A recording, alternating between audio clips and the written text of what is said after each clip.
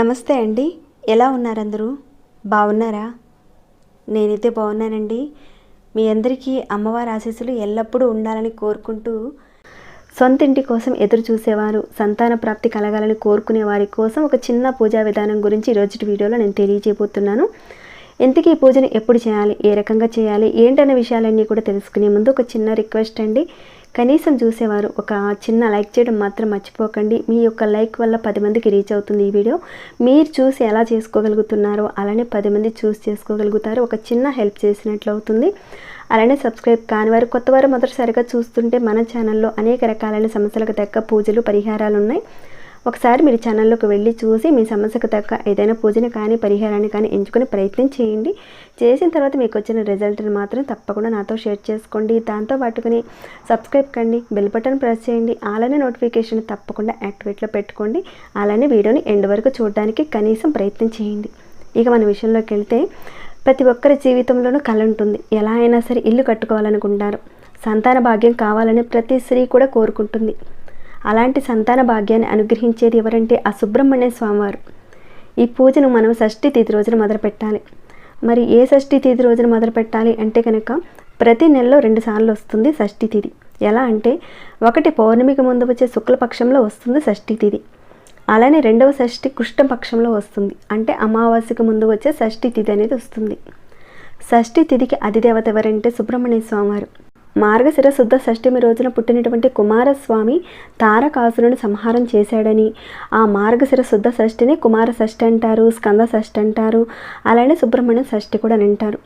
సుబ్రహ్మణ్య స్వామివారిని కనుక మనం పూజించుకుంటే కాలసర్ప దోషాలు, రాహుకేతు దోషాలన్నీ కూడా నివారించబడతాయి. రాహుకేతు దోషాల వల్ల ప్రతి పనిలో కూడా ఆటంకాలు వస్తాయి. అంటే మీరు ఒక ఇల్లు కట్టుకుందాం అనుకున్నారు, లేదంటే ఒక పొలం కానీ భూమి కానీ కొనుక్కుందాం అనుకున్నారు, అనేక రకాలైన ఆటంకాలు వచ్చి కొనలేని పరిస్థితి వస్తుంది. మానసిక ఒత్తిడి, తెలియని భయం, గందరగోళం కూడా ఏర్పడుతుంటాయి. ఉద్యోగం, వృత్తి, వ్యాపారాల్లో కూడా హెచ్చు తగ్గులు అనేటివి వస్తూ ఉంటాయి. ఇలాంటి వాటి నుంచి బయటపడి ఒక సొంత ఇంటిని నెరవేర్చుకోవాలన్నా, సంతాన భాగ్యం కలగాలన్నా కానీ తప్పకుండా ప్రతి నెలలో వచ్చే షష్ఠి రోజున ఒక చక్కటి పూజా విధానం చేసుకోండి. ప్రతి నెలలో వచ్చే షష్ఠి అనేది ఎంతో విశిష్టమైంది. ఇప్పుడు చెప్పుకునే విధంగా మీరు చేసుకున్నట్లయితే సొంత ఇల్లు కొనుక్కునే అవకాశం ఉంటుంది. ఇక ఈ పూజా విధానానికి ఒక ఇత్తడి ప్లేట్ అవసరం ఉంటుంది. సుబ్రహ్మణ్య స్వామి అంటే మీ అందరికీ తెలిసే ఉంటుంది. మన సొంత ఇల్లు కోరిక నెరవేరడానికి, సంతాన ప్రాప్తి కలగడానికని చెప్పి చాలా వరకు సుబ్రహ్మణ్య స్వామికి పూజ చేసుకుంటూ ఉంటారు. ఈసారి మనకి ఈ షష్ఠి తిథి 7వ తారీఖున శనివారంతో కూడి వస్తుంది. ఆ రోజున మీరు ఉదయం బ్రహ్మి ముహూర్తంలో ఈ పూజను చేయడానికి చూడండి. లేదంటే కనీసం 8 గంటల లోపుగా, అంటే ఉదయం 8 గంటల లోపుగా పూజను పూర్తి చేయడానికి చూడండి. అయితే ఇంతకుముందు మన ప్రీవియస్ వీడియోలో సంతాన ప్రాప్తి కోసం చేసుకునే ఒక చిన్న పూజా విధానం గురించి కూడా చెప్పడం జరిగింది. సుబ్రహ్మణ్య స్వామి వారికి చేసుకునే పూజా విధానం గురించి చెప్పడం జరిగింది. చూసిన వారు ఇంకాస్త ఈజీగా ఉండే సంతాన ప్రాప్తి కోసం పూజ ఏదైనా ఉంటే కనుక చెప్పండి అని అడగడం జరిగింది. వారందరి కోసమనే కాకుండా సొంత ఇంటి కోసం కూడా ఈ పూజా విధానం చాలా బాగా ఉపయోగపడుతుందండి. తప్పకుండా ప్రయత్నం చేయండి. ముందుగా మీరు తీసుకున్న ఆ ప్లేట్కి చక్కగా పసుపు కుంకాలు పెట్టి ఉంచుకోండి. అయితే కుజగ్రహానికి అధిపతి ఎవరంటే కుమారస్వామి. అతని సంఖ్య 6. కుమారస్వామి జననం జరిగిన కృతికా నక్షత్రం రోజున ఆయనకి చక్కగా ఆవు పాలతో అభిషేకం చేస్తారు. ఆ రోజున ఎక్కువగా తమిళనాడులో కుమారస్వామి వారికి పూజలు చేసుకుంటూ ఉంటారు, పరిహారాలు చేసుకుంటూ ఉంటారు. అలా తమిళనాడులో బాగా ప్రాచుర్యం పొందిన ఒక పరిహారాన్ని మీతో షేర్ చేస్తున్నానండి వీడియో ద్వారా. సుబ్రహ్మణ్య స్వామి వారికి ఎంతో శక్తి ఉంటుంది, కోరికలు నెరవేరుస్తాడు ఆయన. ముందైతే మీరు చక్కగా ప్లేట్కి పసుపు కుంకాలు పెట్టుకున్నారు కదండి. తర్వాత ఒక 5 రూపాయల నాణాలు తీసుకోండి. కుమారస్వామి వారి యొక్క సంఖ్య 6 అని ఇందాకే మనం చెప్పుకున్నట్లుగా 6 5 రూపాయల బిళ్ళలు తీసుకోండి. ఇక్కడ చూపించిన విధంగా 5 రూపాయల బిళ్ళల్ని చక్కగా ఆ ప్లేట్లో పెట్టండి. ముందైతే ఈ 5 రూపాయల బిళ్ళల్ని కొద్దిగా గంగాజలంలో కానీ పసుపు నీటిలో కానీ శుభ్రం చేసి పెట్టుకోండి. ఎందుకంటే బయట నుంచి వచ్చిన ఈ 5 రూపాయల బిళ్ళలు ఎంతోమంది చేతులు మారి వచ్చి ఉంటాయి మన దాకా. అందుకని మనం చక్కగా క్లీన్ చేసి పెట్టుకోవాలి. అందుకని మీరు చక్కగా క్లీన్ చేసేసుకొని ఈ ఇత్తడి పళ్ళెం మీద ఈ రకంగా పెట్టాలి. ఈ రకంగా పెట్టిన తర్వాత 6 మట్టి ప్రమిదలు తీసుకోండి. అవి కొత్తవైనా పర్వాలేదు, లేదంటే పాతవైనా పర్వాలేదు, అంటే ఇంతకుముందు వాడినవైనా పర్వాలేదు. 6 అంటే 6 తీసుకోండి. ముందుగా చక్కగా పసుపు కుంకాలు పెట్టించుకోండి ఆ ప్రమిదలకి. అయితే ఈ పూజను మనం శుక్లపక్షం ముందు వచ్చే షష్ఠి రోజున కానీ, లేదంటే కృష్ణపక్షం ముందు వచ్చే షష్ఠి రోజున కానీ మొదలు పెట్టుకోవాలి. మన కోరిక నెరవేరేంత వరకు ఈ పూజను చేసుకోవాలి. ఇక్కడ వాడిన ప్రమిదల్నే మళ్ళీ మళ్ళీ మనం వాడుకోవచ్చు పూజలో. అలానే ప్రతిసారి పూజ చేసేటప్పుడు మనం తీసుకున్న 5 రూపాయల నాణాలని ప్రతిసారి కొత్తవే తీసుకోవాలని అవసరం లేదు. వాడిన వాటిని వాడుకుంటూ ఉండొచ్చు. అది ఎలానో చెప్తాను. చాలామంది ఎంత ప్రయత్నిస్తున్నా ఎంత చేస్తున్నా కానీ సొంత ఇంటినే పొందలేకుండా ఉంటారు. సుబ్రహ్మణ్య స్వామి కుజగ్రహానికి సంబంధించిన అధిదేవత. కుజగ్రహం నుంచి వచ్చే అనేక రకాలైన ఇబ్బందుల వల్ల సొంతింటి కళ నెరవేరకుండా ఉంటుంది. సంతాన ప్రాప్తి కూడా కలగకుండా ఉంటుంది. అలానే రాహుకేతువుల వల్ల వచ్చే అవకాశాలు కూడా ఎక్కువగా ఉంటాయి. కాబట్టి ఆయన్ని మనం పూజించుకుంటే మీ జాతకంలో కుజగ్రహానికి సంబంధించిన సమస్యలు ఏవైనా ఉంటే కనుక తగ్గుముఖం పడతాయి. కుజగ్రహం నుంచి వచ్చే ఆటంకాలన్నీ కూడా తొలగిపోతాయి. ఎప్పుడైతే ఆటంకాలు తొలగుతాయో సొంతింటి కళ నెరవేరడానికి అవకాశాలు ఉంటాయి. అందుకే ఆయన యొక్క అధిష్టాన దేవతను పూజించడం జరుగుతుంది ఇక్కడ. ఈ రకంగా ప్లేట్ అనేది పెట్టుకొని 5 రూపాయల బిళ్ళలు పెట్టుకొని దాని మీద ప్రమిదల్లో కాస్త నువ్వుల నూనె వేసి ఆ ప్రమిదల్ని ఈ 5 రూపాయల బిళ్ళల మీద చక్కగా పెట్టుకోవాలి. ఒక్కొక్క దాని మీద పెట్టాలి. అలానే ఆ పక్కనే పసుపు కుంకాలు పెట్టి ఉంచుకున్న ఒక ప్లేట్ పెట్టుకొని 1 రూపాయి బిళ్ళని పెట్టాలి దాంట్లో. అది కూడా ముందుగానే శుభ్రం చేసి ఉంచుకోండి. ఆ 1 రూపాయి బిళ్ళని అమ్మవారికి సంబంధించిందిగా చెప్తారు 1 రూపాయి బిళ్ళని. కాబట్టి ఆ 1 రూపాయి బిళ్ళని పెట్టి ఆ రూపాయి బిళ్ళ మీద పసుపు కుంకాలు పెట్టి ఉంచుకున్న ప్రమిదని పెట్టి దీపారాధన చేసుకోవాలి. అయితే ఇక్కడ 6 దీపాలని కుజ రాహు కేతువుల వల్ల వచ్చే ఆటంకాల కోసమని సుబ్రహ్మణ్య స్వామివారి దగ్గర వెలిగిస్తున్నాం. అలానే లక్ష్మీదేవికి మనకి లక్ష్మీ ప్రాప్తి కలగాలంటే అంటే సొంతిల్లు కొనుక్కోవాలంటే కావాల్సింది డబ్బే కదండి.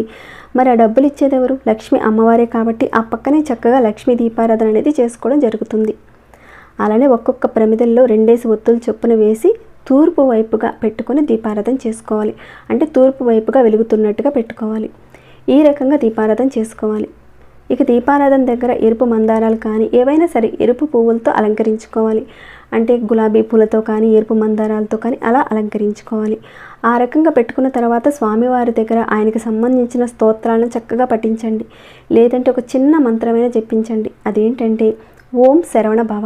ఈ మంత్రాన్ని నేను స్క్రీన్పై ఇస్తానండి, ఒకసారి మీరు చూడండి. బ్రహ్మీ ముహూర్తంలో చక్కగా ఈ దీపారాధన చేసుకోవాలి. బ్రహ్మీ ముహూర్తంలో మనం చక్కగా నిద్ర లేచి స్నానాది కార్యక్రమాలు అన్నీ ముగించుకున్న తర్వాత సుబ్రహ్మణ్య స్వామి యొక్క చిత్రపటాన్ని పెట్టుకోండి. ఒకవేళ చిత్రపటం లేకపోతే కనుక నాగేంద్రుడికి సంబంధించిన విగ్రహం ఉన్నా లేదా చిత్రపటం ఉన్నా కానీ పెట్టుకొని గంధం కుంకుమ పూలతో అలంకరించుకోండి. లేని వారు మీ పూజా మందిరంలోనే ఆయన ఉన్నాడు అని మీరు ఒక భావం చేసుకుని దీపారాధన చేసుకోండి. ఇక్కడ దీపారాధన విషయంలో చూసుకున్నట్లయితే మనం నువ్వుల నూనెతోనే దీపారాధన చేసుకోవాలి. కానీ అమ్మవారికి సంబంధించిన దీపారాధన మనం చేసినప్పుడు మాత్రం ఆవు నెయ్యిని వాడాలి. ఎందుకంటే మహాలక్ష్మి అమ్మవారి దగ్గర కానీ నారాయణుడి దగ్గర కానీ ఎక్కువగా ఆవు నేతితో దీపారాధన చేసుకుంటేనే మంచి ఫలితాలు ఉంటాయి. అందుకని ఆవు నేతితో దీపారాధన చేయండి. ఈ రకంగా పూజ మొత్తం పూర్తి చేశారు. మరి ఆ ప్రమిదల కింద పెట్టిన ఆ నాణాలను ఏం చేయాలి అని అడుగుతారేమో. మీరు షష్ఠి రోజున ఉదయం పూట పూజ చేసుకున్నారు. మనకి ఈసారి శనివారంతో కూడి వస్తుంది షష్ఠి. కాబట్టి శనివారం రోజున చేసిన తర్వాత ఆదివారం రోజున మీరు చక్కగా స్నానాది కార్యక్రమాలన్నీ కూడా చేసుకొని పూజ చెయ్యకముందే వాటన్నిటిని కూడా తీసేసి ఒక పసుపు రంగు వస్త్రంలో కట్టండి. కట్టిన ఆ మూటని ఒక ప్లేట్లో పెట్టి మీ పూజ గదిలోనే పెట్టండి. ప్రతిరోజు ఆ మూటకి ధూప దీప నైవేద్యాలన్నీ కూడా చూపించండి. ఆ మూటలో ఉన్న నాణాలకు శక్తి అనేది ఉంటుంది కాబట్టి తప్పకుండా ప్రతిరోజు కూడా ధూప దీపాలు చూపించండి. మీరు ప్రతిరోజు సుబ్రహ్మణ్య స్వామివారి యొక్క నామాన్ని పఠిస్తూనే ఉండండి. ఈ రకంగా శుక్లపక్షం రోజున మీరు చేసుకున్నారు. తర్వాత కృష్ణపక్షంలో వచ్చే షష్ఠి తిథి రోజున ఆ మూటని విప్పి ఆ కాయిన్స్ అన్నిటిని కూడా తీసి ఇప్పుడు చెప్పిన విధంగానే పూజలో పెట్టి దీపారాధన చేసుకోవాలి. మళ్ళీ తర్వాత రోజున యథావిధిగా ఆ రకంగానే ఆ కాయిన్స్ అన్నిటిని కూడా మూట కట్టి అదే పసుపు రంగు క్లాత్లో మూట కట్టి పూజా మందిరంలో పెట్టుకొని ధూప దీపాలు ఇస్తూ ఉండాలి. ఈ రకంగా మనం ప్రతి షష్ఠికి మీరు చేస్తూ ఉండడం వల్ల మీరు ఏదైతే ఇంటి కోసం ఒక గట్టి సంకల్ప బలంతో చేస్తున్నారో మీ కోరిక తప్పకుండా నెరవేరుతుంది. నైవేద్యాన్ని ఆయనకి సమర్పించండి. అలానే ఈ రోజున కుదిరితే కనుక ఆవుకి ఎర్ర కందిపప్పును పెట్టడానికి చూడండి. ఈ రకంగా ఎన్నిసార్లు చేయాలనేది ఏం లేదండి. ఇప్పుడు చెప్పిన ఈ పూజా విధానాన్ని ప్రతి నెలలో వచ్చే కృష్ణపక్షం శుక్లపక్షం రోజున 2 సార్లు అంటే షష్ఠి తిథులు వస్తాయి, 2 సార్లు చేయవలసి ఉంటుంది. అంటే నెలలో 2 సార్లు చేయవలసి ఉంటుంది. అలానే ఈ షష్ఠి రోజున మీరు నైవేద్యంగా చూసుకున్నట్లయితే కందిపప్పుతో బెల్లంతో ఈ రకంగా మీరు చేసిన తర్వాత మీ కోరిక తీరిన తర్వాత ఆ మూటలో పెట్టిన ఆ నాణాలతో సహా మూటని మీకు దగ్గరలో సుబ్రహ్మణ్య స్వామి వారి యొక్క గుడి హుండీలో వేసేయండి. ఇక ఆ రోజున అంటే మీ కోరిక తీరిన తర్వాత గుడికి వెళ్తారు కదండి, ఆ రోజున తప్పనిసరిగా గుడిలో బెల్లంతో దీపారాధన చేయడమా, లేదంటే ప్రమిదిలో ఒక 2 ఎరుపు ఒత్తులు వేసి దీపారాధన చేసుకోండి.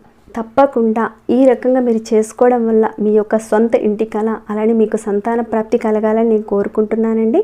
ఇక ఈ వీడియోని ఇంతటితో ముగిస్తున్నాను. ఇంకేమైనా డౌట్స్ వస్తే కనుక అడగండి, తప్పకుండా రిప్లై ఇస్తాను. అలానే ఎలా అనిపించింది మాట చెప్పండి. ఇంకా లైక్ చేయని వారు ఒక చిన్న లైక్ చేసుకోండి. అలానే ప్రతిరోజు మన ఛానల్లో ఉన్న వీడియోస్ని చూస్తూ ఉండండి. మరొక భక్తి వీడియోలో మళ్ళీ మిమ్మల్ని కలుసుకుంటాను. అంతవరకు సెలవు.